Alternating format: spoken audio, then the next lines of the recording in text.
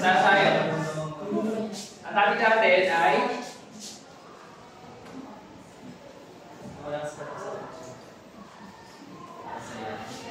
home office. Haba?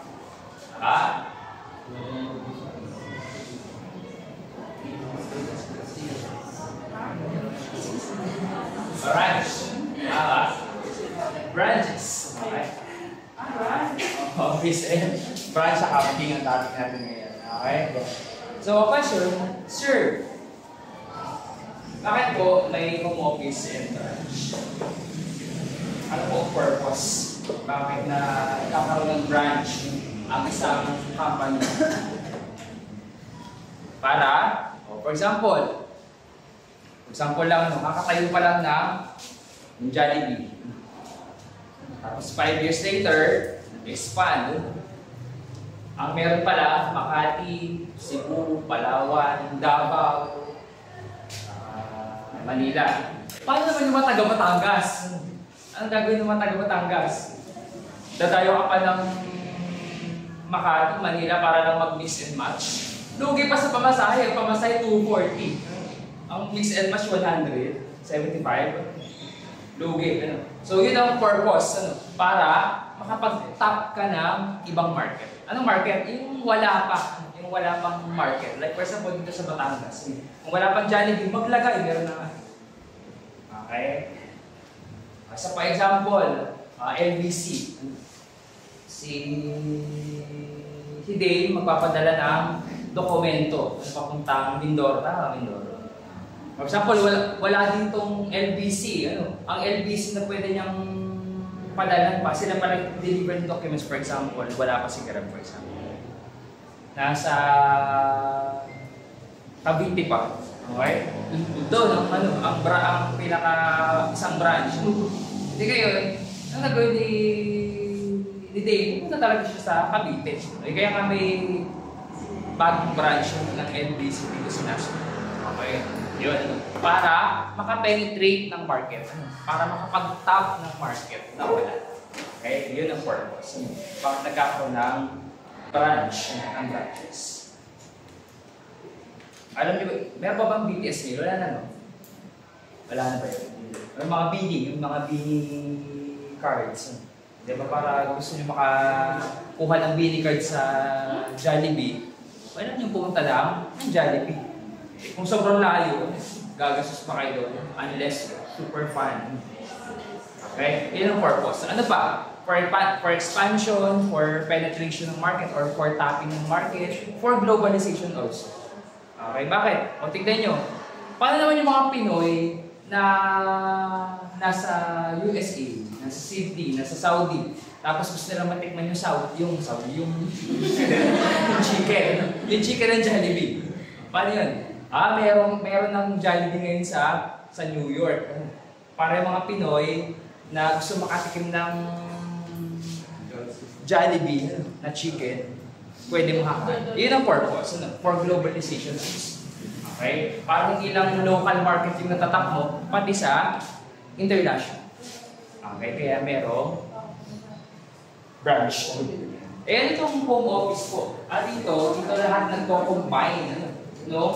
Pinaka-financial statements. Ito yung corporate, nandito yung corporate center, nandito lahat.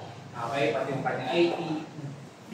Dito lahat i-combine lahat ng FS ng branches. Okay. Okay. O, di ba ang ginagawa natin sa basic accounting? Paano ba mag-basic accounting? Isang entity. Okay. Ang katransak niya, mga customers, AR, suppliers, AP, yung normal. May sariling transaction. Yung basic accounting, AP, dahil AP, dahil cash. Dito, AR, dahil AR. Revenue. Yung ba yung mga normal transactions pang basic accounting? Oo. Eto. Meron dito. May sarili din itong transaction for customers, for suppliers. Pero hindi yung itatap natin na na discussion kasi basic accounting. Okay, yung ito yung nagtatransact sa customers and suppliers, ito nagtatransact sa customers and suppliers hindi na topic ng ating afford. Kasi basic yun. Ang topic natin ay yung transaction ng bawat isa. Okay?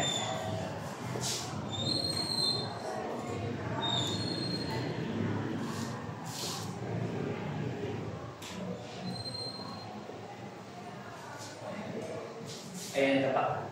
Okay. Pwede pala ito. Oo, pwede. Okay naman, baka may transactions na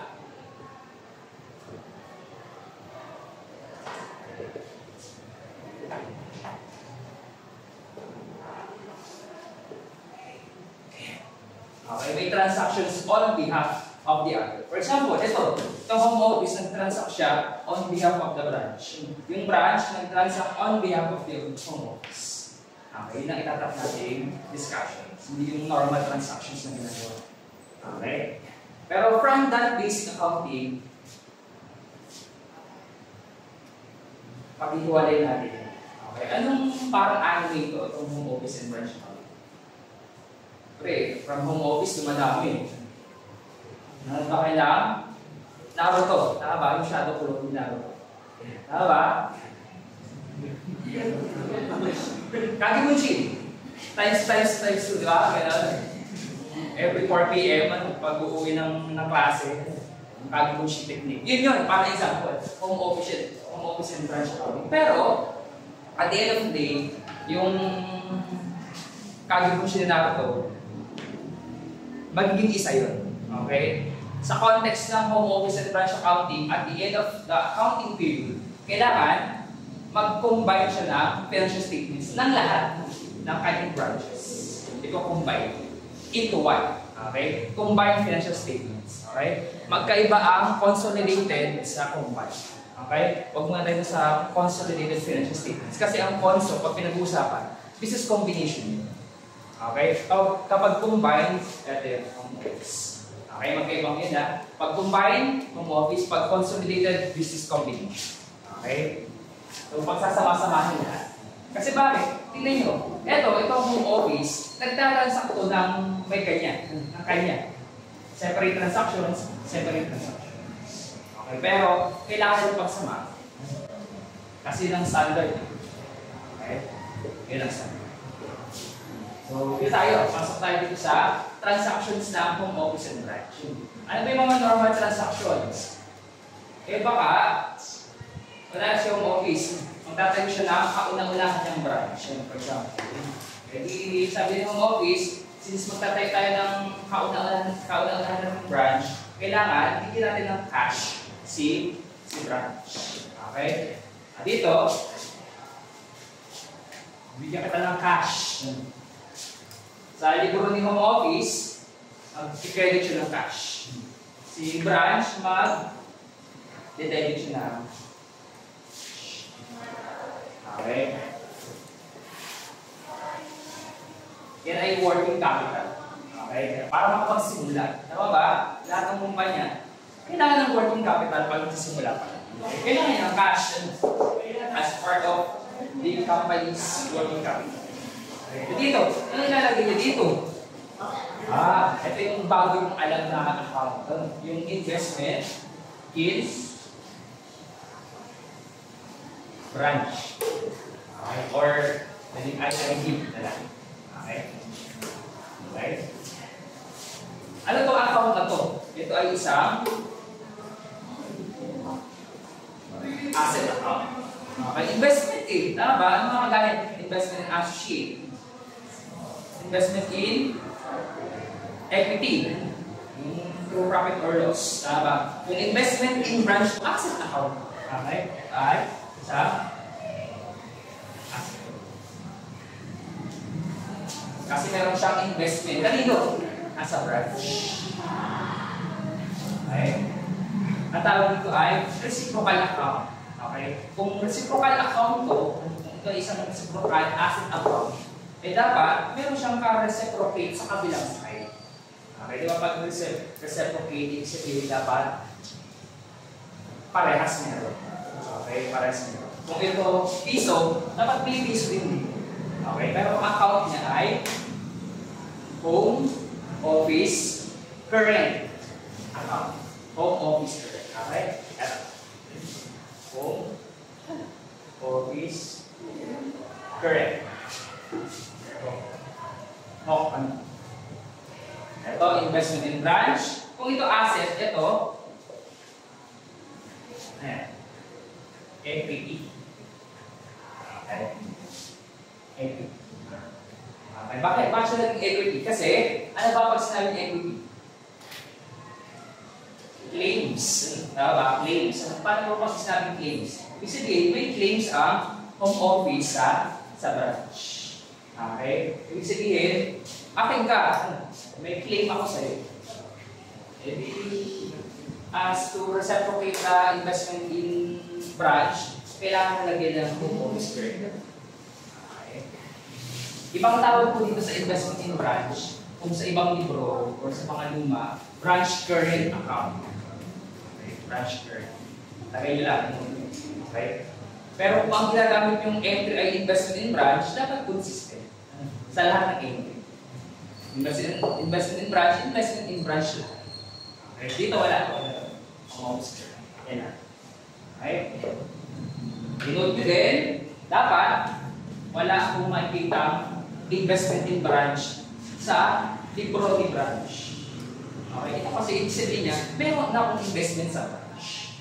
Okay, ito, dapat dito lang to sa libro ng branch. Wala din dapat kong makikita account na home office current sa libro ni home office. Okay, like for example, binigyan kayo ng talong sa finance. Binungkit nyo. What is the total investment in branch in the books of the branch? Zero agad ang sagot. Okay? Ayan naman tayo. Okay, dito for example, dito. How much is the home office current account in the books of the home office? Ang kinano, zero ang sagot. Okay? Real. Okay? Real. Okay? So, ang IIB, dito lang kay home office, sa libro. Okay? Sa entry lang na libro ni home office. Ang home office current, kay branch lang. Okay? Okay? Okay? Working capital na cash. Kung nagsisimula ito, yung branch na yan, baka magpadala din ng inventory. Okay? Inventory. Magpapadala inventory. Pero dito, hindi na inventory yung account. Ibang tawag. Ibang tawag, hindi inventory. Dali. Sa baka dali. Siyempre, nag-review ko for maintenance. Ang inventory ay shipment to branch. Okay, yan ang inventory account. Bagong kaalaman. Okay, shipment to branch. Magpadala ng inventory. Kanino? Ay, branch.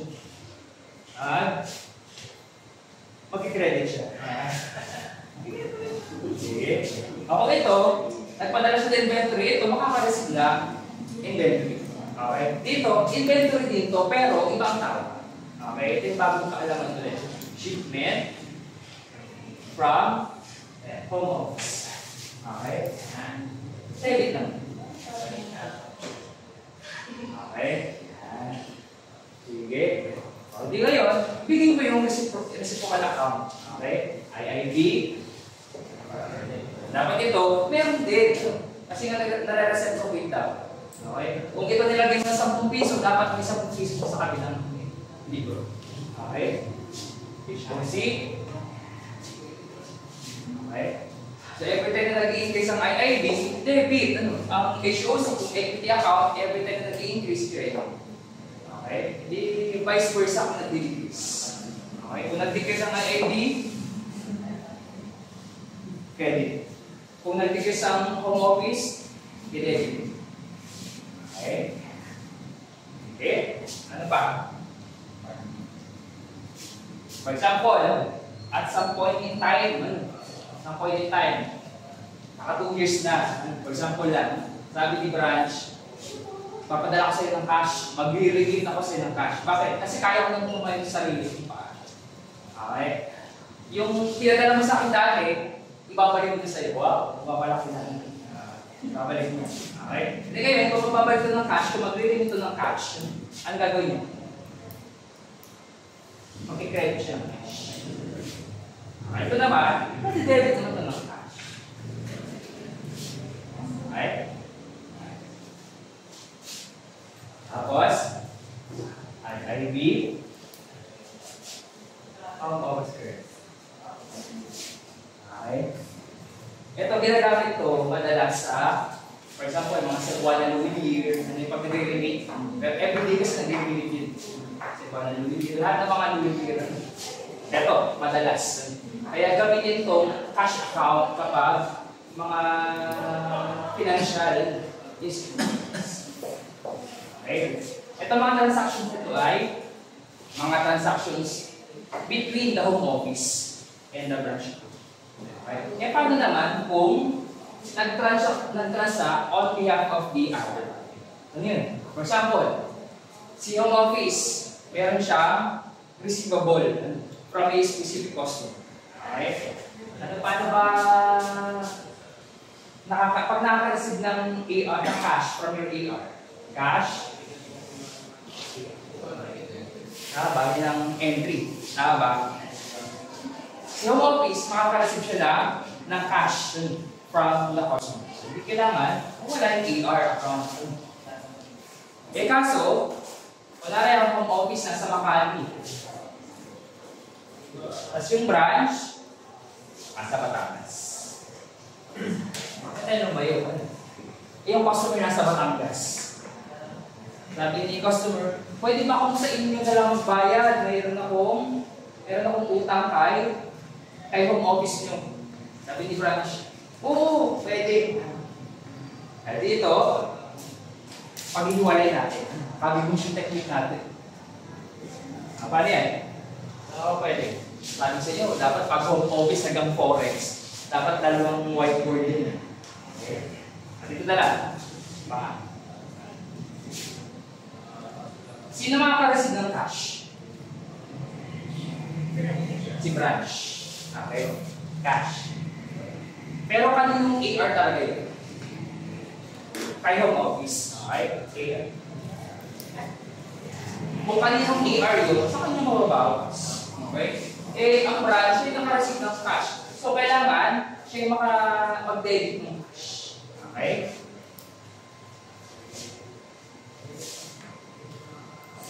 IIB. Woo! Issues.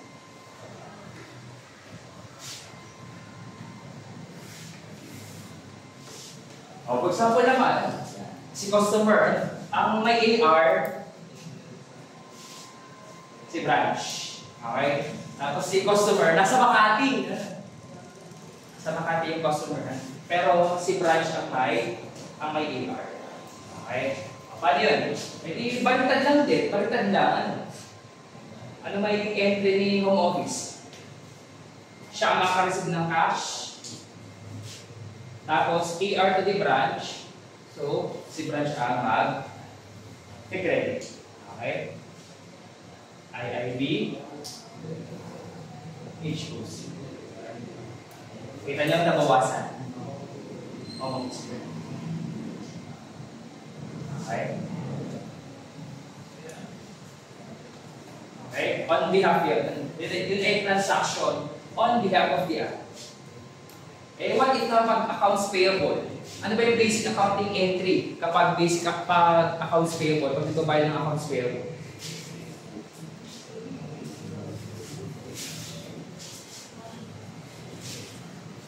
CP?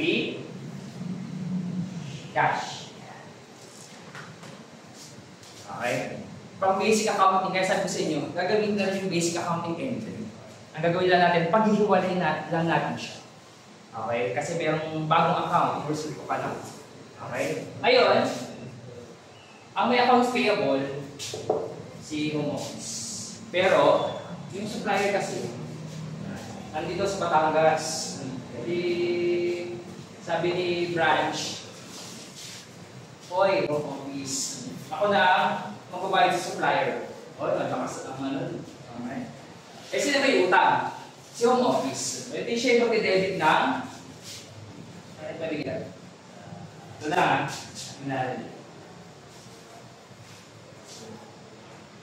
Home office. Number. Si home office, siya mag-debit ng accounts payable. Kasi utang niya talaga yung supplier. Pero, sino nagbayad? Si branch. Siya mag-credit. Diba? From normal basic accounting, nagkalibunshin. Okay? Yun yun. Yun yun. Nagkalibunshin na yun. Okay? IIB. HOC. Kaya pag magtatrabaho kayo, huwag kayong tingnan nyo muna yung nature ng industry, ng company. Kung ayaw nyo mahirapan, huwag kayong humawak ng HOBA, business combination, sana ng forex. Mahirap yung FS ng HOBA. Okay? Kung kaya naman, go! Okay? E di baliktaran, kung baliktaran naman, ganun din. Okay? For example, ang may accounts payable ay si branch. Eh di ito. Si branch ang may accounts payable sa supplier. Ang magbabayad, si home office. Kasi si branch, wala daw pang pera. Pwede ba home office, ikaw muna magbayad sa supplier ko? Okay? Eh di ito, utang yan, accounts payable. Okay? Pero nagbayad si home office. Siyempre, credit ng cash. Okay? HOC, FIA. Nagigets ba yung ano? Yung point? Ano ba? Tingnan nyo, may claim si home office dito kay branch. Bakit? Ako ang nagbayad on your behalf. Okay? May equity ako sa inyo. Okay? Nakuha niya na yung point. From basic accounting, pinag-ihiwalay ng pinakagibong sheet, tapos lalagyan namin sa profile account. Nakuha niya na. Diba? Okay. Ito, transactions between, transactions on behalf. Yung ER and EP. Okay? Magkasama lang dito ha. 4. An example ko lang, baka kung sakali. Okay? Ano pa? Ano pa mga binibigay ng home office? Cash. Inventory. Baka si branch, hindi niya pa kaya bumili ng PPE. Tama ba? May problema tayo sa PPE. Kailangan natin ng medyo malaki.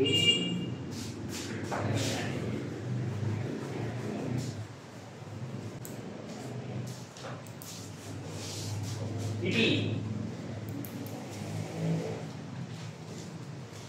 Kunwari, si home office, siya yung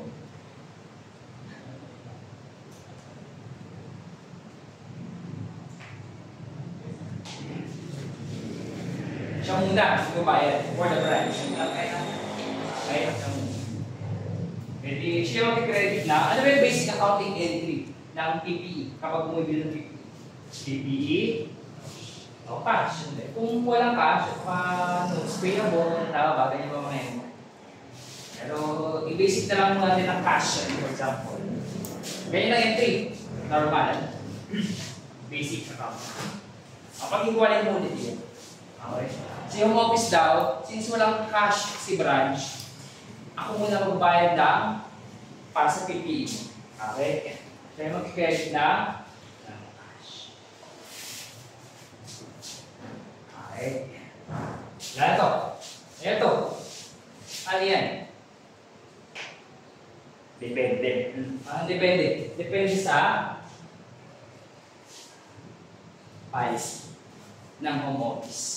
Okay? Depende sa policy ng home office and the branch. Anong policy? Eh, ang policy ng home office and the branch, kung sino yung mag-keep ng records. Okay, sino yung mag-keep ng accounting records ng PPE na bibili. Okay, baka naman, ang policy nila ay, pwede bang ako na lang, sino office, ang mag-keep na accounting records. Ibig sabihin, siya magre-record na PPE. Okay? Siya magre-record na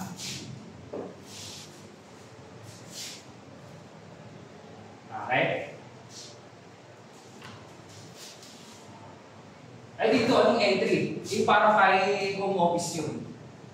Ano yun? Yung PPE na binili, para kay branch. Ano may entry ni branch? Ito kay home office. Ito kay branch. Ang napili ay home office, ang policy. Home office ang mag-keep ng accounting records. Anong entry niya? Memo entry. Okay? Bakit? Bakit memo entry? Kasi, kanya yan, yung PPE sa kanya. Okay? Sa audit trail, pag nag-audit kayo, kailangan, kapag may lumabas dyan na equipment, dapat alam mo kung saan galing. Okay? Di ba kapag memo entry, naka-paragraph, na itong PPE na to, ang bumili ay si home office on behalf of the branch, amounting to purchase on. Okay? So kailangan, pag nakakita ko dyan, uy, saan galing yan? Bigla na lang ba sumulpot yan? Hindi, may memo entry. Okay? Kasi nga daw, si home office ang nagbayad. Tapos, ang policy nila, si home office yung mag-keep ng accounting records. Okay? Siya mag-keep ng accounting records. At tandaan nyo, ganyan yung mabuti. Punakan niyo yung policy, yung letter P. Punakan yung policy, siya mag-record ng PP. Okay? Okay?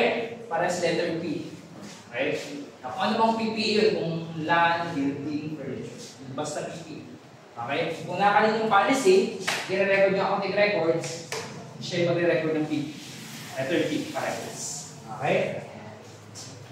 Paano naman kung si home office pa din yung magbabayad para kay branch. Pero, ang kanilang policy, sa user ibibigay. Kasi bang user? At sa branch. Okay, yung policy nila.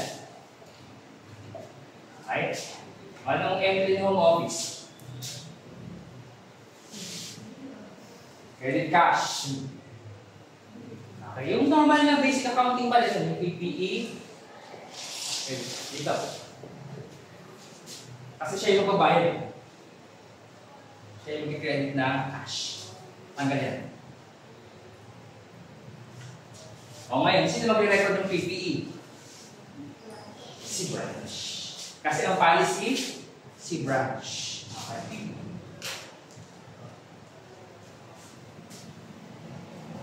Ano ilalagay natin? Ha? Invest. Ready? Issues. Tama ba? From basic accounting entry, pinag-ihiwalay mo lang. Tapos, insert mo pa lang. Pero dito, in this case, sa case number 1, walang reciprocal accounts. Kaya ibig sabihin, in theory, hindi lahat ng entries sa HOBA mayroong reciprocal accounts. Ito, example. Okay. Meron ba? May nakita pa yung reciprocal accounts? Wala. Dito meron. Okay. Okay. Wala pa yan. Ang galing ba dito Walang ba? Number 3. Paano naman? Mayabang si branch. Dito, sabi ni branch, ako ang provide for myself.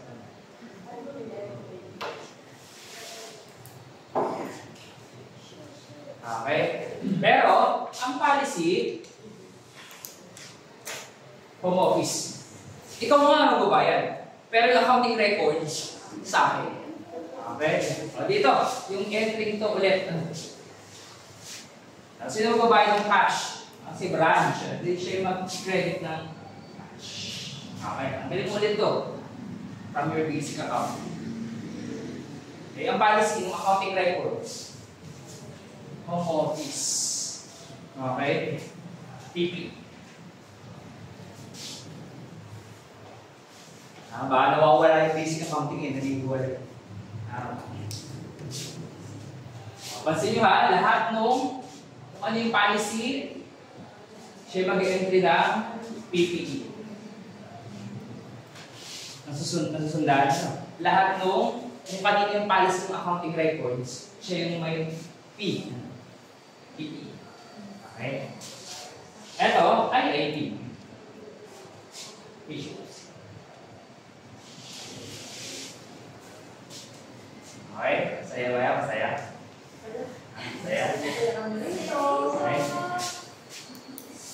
Okay. Number 4. Pero pa. Kasi, kaya ko pa rin naman. Case versus for example. Pero, ito na. Ako ang magbabayad. Pero accounting record sa akin din. Sa libro ko. Ang policy. Sa user. Or sa branch.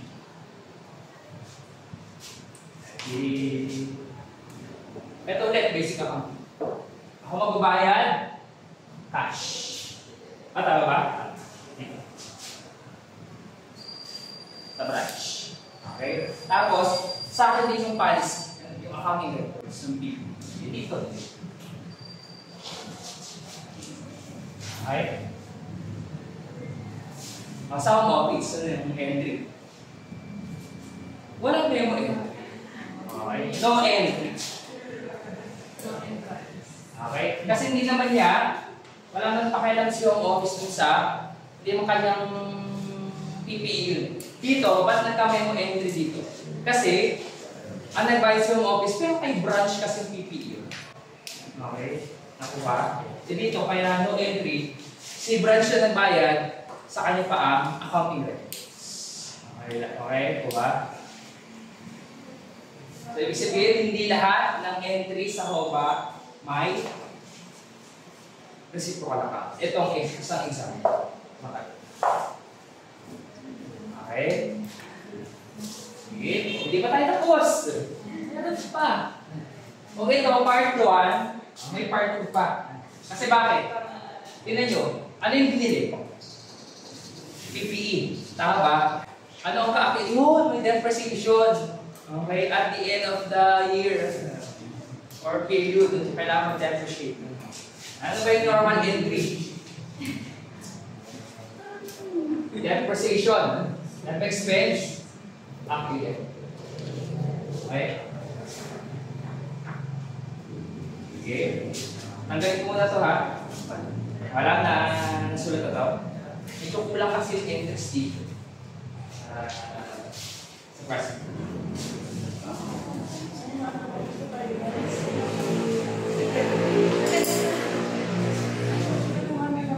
Okay? Sige. Ito round 1.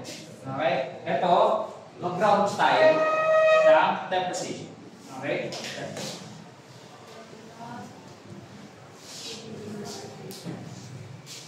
Home office. Branch. Okay? Number 1. Ito, itutugma ko lang dito. So, 1, 2, 3, 4. 1, 2, 3, 4 din dito. Okay? Sige. Ano ang normal entry? Net expense, accrued. Since, sinong gagamit ng PPE? Talaga. Si branch. Okay? So, siya yung makikinabang ng depreciation. Okay? So, lahat ng depreciation, entry, yun man ay 2, 3, 4 situation. Sa kanya ang depreciation. Okay? Siya may kinabang. Okay? Siya yung magda-depreciate. Okay? Dep.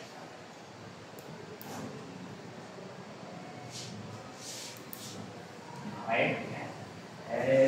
Wala na to. Tanggalin natin sa Excel. Yung accrued debt, paano?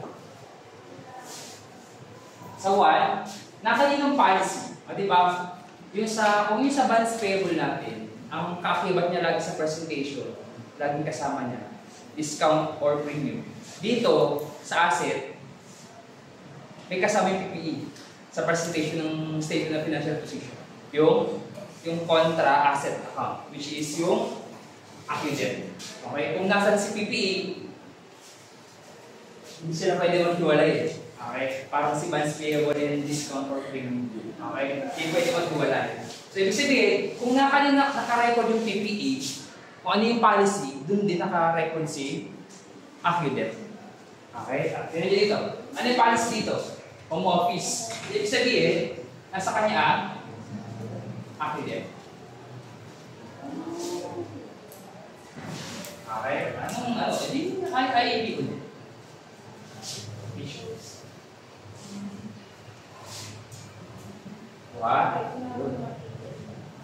Okay. So number 2, nakalilang policy. Naka-branch. Dito, accrued. Dito. Ano yung dito? No end. Okay? No end. Okay? Number 3, ano yung policy? Si home office. Okay? Nasa home office ang policy, ang PPE. Ang record ng PPE. So, ibig sabihin, ang accrued debt, dito. Okay? IIB. Interest. Okay? Number 4. Nasa kanya ang ba? Dito, no entry. Okay? Kung nakanino ang PPE, nandun din ang accumulated depreciation. Okay? Kasi yun ay magka-contrast silang dalawa eh. Ang aking kalahati. Sige. Sige. Yung nauna kanina, yung first 4, yun yung transactions between the home office and the branch.